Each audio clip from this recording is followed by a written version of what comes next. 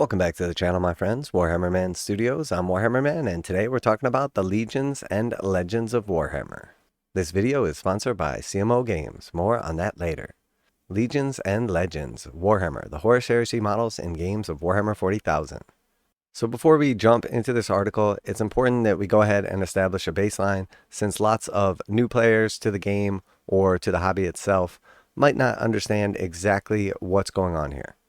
So the majority of Warhammer 40,000 players play the most updated version of the game and essentially follow the standards that are set forth by Games Workshop for what we call the competitive or tournament scene. All that means is certain units are not going to be eligible to be played with, certain points or weapon profiles, etc. may be adjusted throughout a season, but the idea being that Games Workshop essentially balances the game as things changes. As units become problematic or irrelevant, they will adjust their points or data sheets to make them more in line with the other units in the game, so that everybody has a good time. The game is competitive, but nothing is broken or theoretically not useless. Now, of course, that's not always going to be the case, and the most important thing to realize is that that is just the overall standard that people play under with 40k. They play the most updated rules, the most updated points, etc.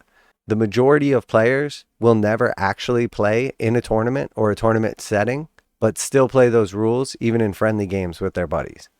But if you're in a group and you decide as a group that you want to use special rules, you want to use your own rules, you don't want to use the updated rules, or you want to change points accordingly, the most important thing is whoever you're playing against or with agrees on those rules and everybody has fun. So if you're in one of those communities that's never going to play a competitive game and decides that they want to make certain units slightly more expensive or limit that unit to one because they're just too good, that is perfectly fine and perfectly acceptable for you guys to balance things within your group. But the majority of players that you play, the majority of games that are played in the community are played with the most up-to-date rules and the most up-to-date balance. So that being said, let's jump into this article and see how this is relevant for Warhammer 40k players, because essentially a bunch of units were recently released for Horus Heresy, but they were receiving rules to be used in Warhammer 40,000 as well. And I actually just did a recent video the day before this was announced, essentially saying that Games Workshop had intentionally released a bunch of vehicles with Warhammer 40,000 rules to get Warhammer 40k players to buy them, and then once they bought them, now they're coming out to essentially say that they're no longer supported. So knowing that 10th edition was around the corner and then releasing so many Horus Heresy vehicles over like the last year or so does definitely seem a little bit predatory, because they essentially took advantage of Warhammer 40k players that would purchase those units expecting to be able to use them in games, only to then find out now with the new edition that the majority of those units will no longer be viable in games, aka competitive scene. And I specifically noted that the new Knight model that had not been released yet was already disclosed by Games Workshop that it will actually be usable in 40k. Just sort of furthering the idea that all the other vehicles they already released have already gotten that initial push of big sales. So they're not worried about whether or not you can use them. They're going to leave them out of the game so that they can focus more on balancing the other units. But the big Knight and some of the other units that aren't released yet, well, those will definitely get Warhammer 40,000 rules. So go ahead and buy those. So again, definitely seems like a predatory practice. But let's take a look at the details and then we can kind of sum it up at the end. In the fallen age of the 41st millennia, the battles of the Horus Heresy are stuff of distant legend. The forces that once fought over the destiny of the Imperium are shattered beyond repair, and much of the technology of those times has been lost in the mists of millennia and the pyre of countless burning forge worlds. While there are still odd chapters that may have archaic and revered war machines from the Age of Darkness in the stasis vaults, such examples are vanishingly rare, and certainly never the backbone of the force of an era Indomitus. In years past, many war machines of the Horus Heresy have received rules for Warhammer 40,000. In the new edition, these units will return as Legends of the Horus Heresy, still very much usable in your games, but leaving competitive tournament battlefields to the core Warhammer 40,000 miniature range. So again, it does say that you can use them in your games, but I'm telling you right now, the majority of games played, probably somewhere in the 90% range of the newest edition, will be played using competitive tournament rules. So essentially this is for everybody, but just a friendly game with your buddy. You can no longer use these units. Using Horus Heresy models in the new 40k. The Warhammer Design Studio are creating free datasheets for the Legends of the Horus Heresy, even including the elusive Chaos Kratos. You're free to use the rules in your games wherever or however you play them, at home, in stores, gaming clubs, both for narrative campaigns and match play games. The following datasheets work for a Space Marine and Chaos Space Marines alike. The latter receive an Army Rule card in addition, which shows you which keywords to switch out. So we can see the Kratos datasheet here, and this was one of the new tanks that was just released. Very cool kit. Over $100 for this kit, and a lot of 40k players bought it because it is super cool, painted it up, put in the work, and now this thing will be going to Legends literally a couple months after its release. And I do like how Games Workshop tries to sugarcoat it with their wording. The only place you won't be able to use these datasheets is in your competitive environment, particularly at official Warhammer 40,000 tournaments. It's important also to note that they won't receive changes or balance updates as the edition develops and the meta shifts. This highlights another particular reason for these changes besides the divergence in setting. Balance is really important for many players, and us too, especially for competitive events. You'll probably notice that the Warhammer the Horus Heresy range has been expanding recently, and will continue to do so. This means that Space Marine armies in Warhammer 40,000, who are already, let's be honest, spoiled for choice, have been receiving even more options to pick from, and balancing this ever-increasing range of miniatures for competitive games has become unwieldy. So essentially what they're saying is they're glad that they were able to use their marketing and sell all of these awesome new tanks and miniatures and dreadnoughts to Warhammer 40k players, but it's just too much work to be bothered with balancing them in that setting. So they're going to have an initial data sheet. You can use it with your friends, but those data sheets will never be updated. And also you can play with your friends and you can use all this stuff in the meantime, but not in a tournament setting. Which again, like I said, the majority of games played in Warhammer 40,000 are played using the most up-to-date rules and essentially a tournament setting. Similar to a video game, when a new patch comes out, certain people might not ever download that patch and continue to play with the old rules, but the majority of players move on, download the patch, and then continue to play with the most up-to-date, most balanced rules. So Games Workshop is specifically saying here that it's too much work to balance these units, so they're just not going to be bothered with it. So the likelihood that people are just going to play regular games and still use these unbalanced units, not very likely at all. So the models are still awesome, and if you have some painted up and you've been playing with them and enjoying it, by all means, if your opponents are okay with that, there's nothing wrong with it. But the truth is, whenever we've seen this happen in the past, the units that go onto the Legends list almost never show back up in Warhammer 40,000. The Legends of the Horus Heresy rules ensure that collectors who have these models can still have rules, and those players who want a balanced, living game can have that too. At the same time, this also makes it much easier for new players wanting to attend their first event to work out what they can actually put in an army, and where those rules are. All in all, we think this is the best compromise. It's worth saying that there are several armies with Horus Heresy era models that are older marks of contemporary Warhammer 40,000 units, like for example the Land Raider. There won't be specific rules for these, but you should absolutely feel free to use the appropriate Warhammer 40,000 datasheet to represent these units in your game. Exceptions to the test of time. There are always exceptions. The war machines of the Knight households and Titan legions have endured for 10,000 years, and these models will continue to receive supported rules for Warhammer 40,000 in a downloadable Imperial Armor Index. These will continue to receive balanced updates going forward and will therefore be usable in competitive settings. The forthcoming plastic Cerastus Knight Lancer is a case in point. Loyal Imperial Knight and Wretch Chaos Knights alike will soon be able to field these leggy Lords of War. So essentially Games Workshop just saying that this model hasn't been released yet. Don't worry, it's going to be supported. So please make sure to buy this, as it will have new and updated rules and definitely will not go to Legends. So again, seems a little bit predatory that all the stuff that already came out and was sold to 40k players with rules to use in 40k are no longer viable, but the one that hasn't been sold yet, well, that's not going anywhere, so definitely pick him up.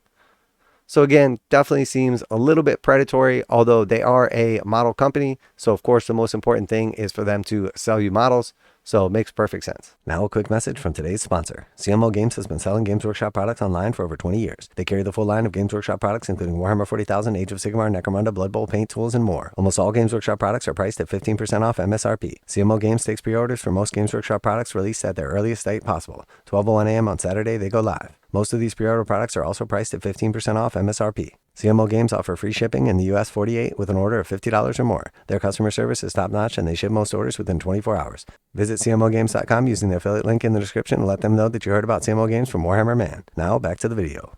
The Adeptus Custodes are another exception. The Emperor's Guardians have used the same advanced machinery for thousands of years, maintaining Caladius grav tanks and Aquilin Terminator armor in pristine condition. Oromite doesn't degrade, and let's face it, they've been sitting on their hands for the last few millennia, unlike the never-ending attrition endured by the Space Marines. Here's a guide of what upcoming Legends of the Horus Heresy will cover.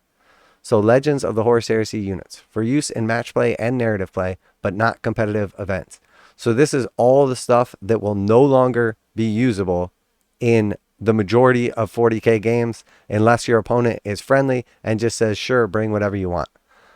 The new Leviathan model, the new Contemptor model, the new Deradreo Dreadnoughts, the new Kratos, the new Sycaran, the new Spartan, the Cerberus and Typhon tanks, certain variants of the Land Raider, the Vindicator, and the Whirlwind, Xiphon Interceptors, Fire Raptors, Storm Eagles, and Stormbirds, Legion support weapons, Fellblades, Falchions, Mastodons, Javelins, Dreadnoughts, and Deathstorm drop pods, Secretary Hoplites, and Peltasts, and Terex pattern termites.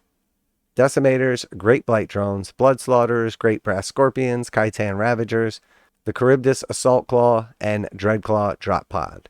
So my main issue is that exactly what I said came true, and it didn't take weeks or months to happen. Games Workshop actually dropped this article and made this announcement the day after I made my video on how Games Workshop was essentially just tricking 40k players into buying all these units. And we see now that's exactly what happened. And when I say tricking them, I don't mean necessarily in a malicious way. I just mean that Games Workshop knew that these changes were coming, and yet they continue to market these items to Warhammer 40,000 players for months. All these new kits came out, all these new big vehicles came out, all these dreadnoughts, and now literally none of them will be usable in Warhammer 40,000 or will be balanced going forward aside from the initial data sheet that's provided.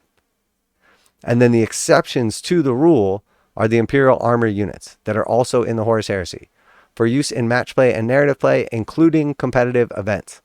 So Adeptus Custodes units and Imperial Knights. And if you're familiar with the lines, there have been no new Adeptus Custodes models released anytime recently, nor have there been any Imperial Knights, but of course there is a new Imperial Knight on the horizon.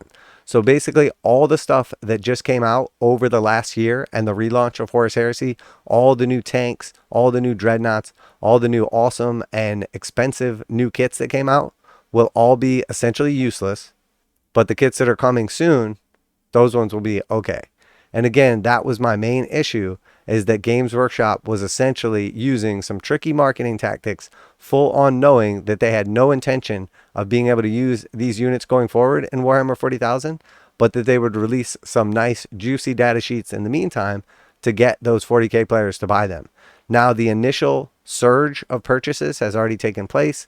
In the case of most of these releases, weeks or months have passed, and now Games Workshop is basically saying that they're no longer useful. And that was my main issue before, and now Games Workshop has doubled down on it because they said everything we already sold is no longer useful except for the Custodes, and then the new kit that we haven't released yet that will be coming soon that we want to sell a lot of for Imperial Knights, that one will be fully legal and fully supported. Games Workshop basically just pulled a little bit of a bait and switch, or there was a little bit of a gotcha moment in my opinion. So going forward, new units added to Warhammer the Horus Heresy will only receive Warhammer 40,000 rules where it would be appropriate. In other words, where a unit might be considered at least somewhat common in the 41st millennia. But what they really mean is they're only going to release rules where they need to create enough demand to sell those units to 40k players. The Legends of the Horus Heresy datasheets will be available to download in June, as will Imperial Armor datasheets ready to use in the new 40k. So yeah, that was it. It was also complete coincidence that I literally made my video essentially implying that this was all a marketing tactic by Games Workshop to sell a bunch of Horus Heresy stuff to 40k players, because 40k is their flagship game and over 10 times the size of Horus Heresy. So it would be crazy for them to release a bunch of kits and not give them rules in 40k and take advantage of those sales. And then for some reason, a bunch of people saw this news and thought somehow that I was wrong. But in all actuality, I would say that Games Workshop just proved me right and then doubled down on it on top.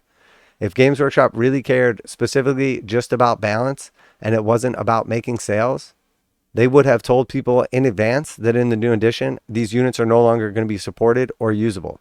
Or they would have just never even released 40k data sheets for the end of 9th edition. And what do I mean by they doubled down on it? Well, they specifically came out and said, well, the Imperial Knight kit, the one big one that we haven't sold yet. So we rushed to release all these tanks and all these dreadnoughts and get you to buy them. And now that you've already bought them, well, those are all useless. You can't use them anymore unless you're just in a friendly game and your buddy says, yeah, sure, bring whatever you want. Proxies, Horus Heresy units, I don't care, anything goes. But the unit that they still want to make sales on, the unit that hasn't come out yet, that one will be supported going forward. And honestly, I have to say, this feels rather predatory. I definitely feel sorry for anybody that picked up any of those units to use in 40k because they were cool new kits. So yeah, let me know what you guys think down below. Are you one of the people that has purchased one of these new tanks or dreadnoughts and now can't use them in 40k? Do you feel like you got bait and switched going from fully being able to use these units in Warhammer 40k to essentially having a kind of like, well, if your buddy says it's okay for now, you can use them, but we're not going to balance it going forward because we already sold you the kits, and honestly, it's way too much work to try to have to keep balancing them. Always like to hear back from you guys. Definitely not happy about the situation myself, but I did avoid Horus Heresy for the most part. Special thanks to CMO Games for sponsoring the video. That's it for today. Warhammer Man Studios, I'm Warhammer Man, and I'm out of here.